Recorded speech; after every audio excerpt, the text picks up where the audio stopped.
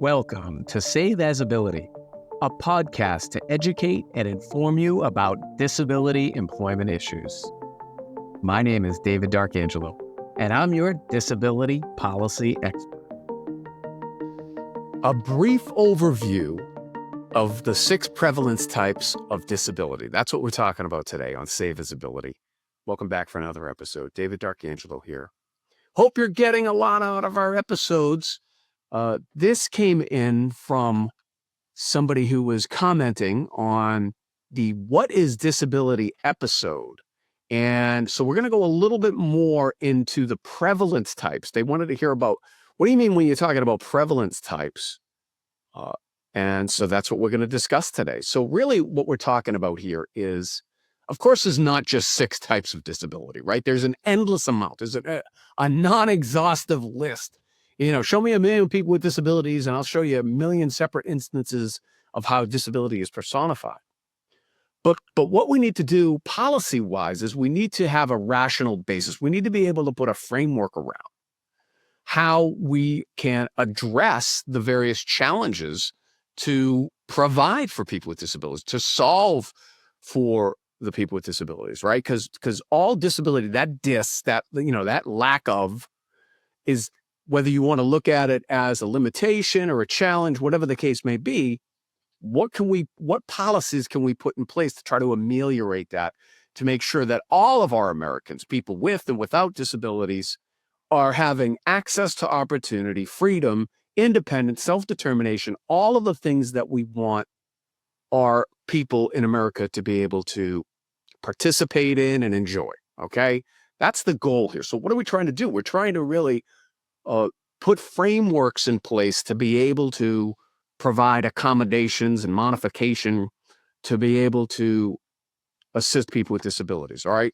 So the way I like to look at it is laid out through a large tool that is put out, and that is the American Community Survey. And we've talked about this, Bureau of Labor Statistics, Census Bureau, we're not going to go too much. There's other episodes, go check those out for that. But within the American Community Survey, or what we call the ACS, which is, by the way, like the largest collection of data, not just for people with disabilities, by the way, but all Americans. So we feel really confident in that data because so many different Americans are being surveyed. So there's such a large data set that we really feel good about the manner with which this data is collected and presented. All right. Well, the American Community Survey, or the ACS, they have these disability sections, right? These supplements. And they use 6 different questions. Well, each one of those questions represents what's called like a prevalence type of people with disabilities, okay? And they are hearing, and the example that's used is difficulty hearing or deafness, vision, which is difficulty seeing or blindness, cognitive, which is challenges with concentration, memory, or decision-making, mobility, which is difficulty walking or climbing stairs, self-care, difficulty dressing or bathing, and independent living, which is difficulty doing errands alone, okay? Now, again, you can see these are large archetypes. These are large ways of thinking of disability as a whole, okay? Now, again, depending upon what definition of disability you're going to use, that's going to depend upon how we're measuring disability. So if we look at one metric, maybe it's as low as 8 or 10% of Americans as people with disabilities. And if we look at another metric, maybe it's as high as 20 or 24% of all Americans as people with disabilities. This metric that we're using, the ACS, is generally around 12 to 13% of all Americans as individuals with disabilities, as people with disabilities, okay? So why does this matter? This matters because as we're trying to put policies and programs in place to be able to ameliorate the person's disability so that they can be as independent and self-determined as possible, these different disability types require a tailored approach, because what's accessible for the person with deafness might not be accessible for the person with blindness, and vice versa.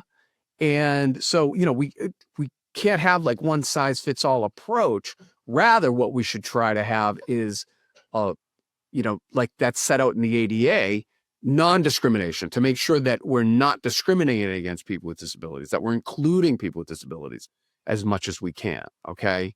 So that's what we're talking about here when we're talking about prevalence types. So we recognize that there's challenges around this and there's some deficiencies. You're not going to be able to describe every last instance.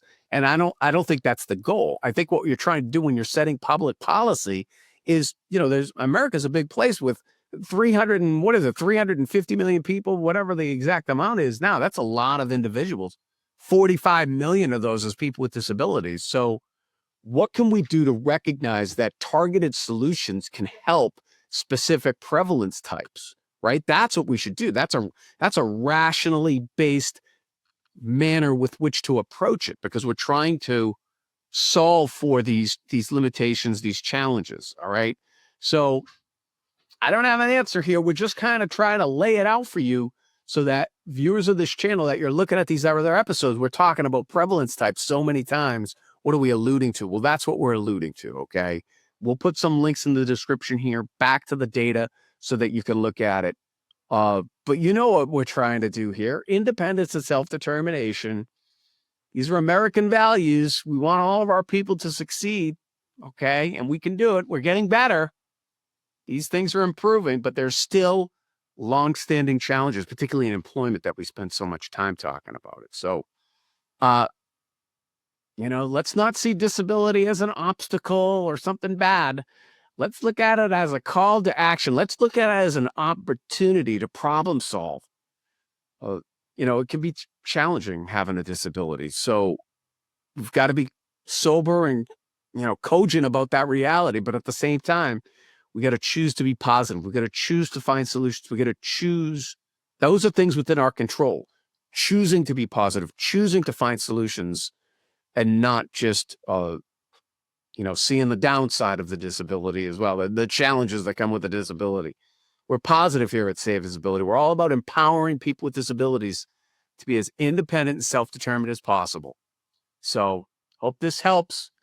We're trying for you. We're your biggest fans. We're advocating for people with disabilities. David D'Arcangelo, another episode of Save Disability. I hope you have a great day. For more information about disability employment issues, please visit our website, disabilityemploymentsolutions.com. The Save As Ability podcast is available on Apple Podcasts, Spotify, our YouTube channel at Disability Policy Expert, or wherever you stream your podcasts. Subscribe, stream, rate, and review our shows. Your ratings and reviews help our show reach new audiences. Produced by Pod Pro Entertainment. Save As Ability lives within a network of podcasts located at podproentertainment.com. #TheNewRadio. Again, my name is David D'Arcangelo, and I'm your disability policy expert. Until next time, thank you. I hope you have a great day.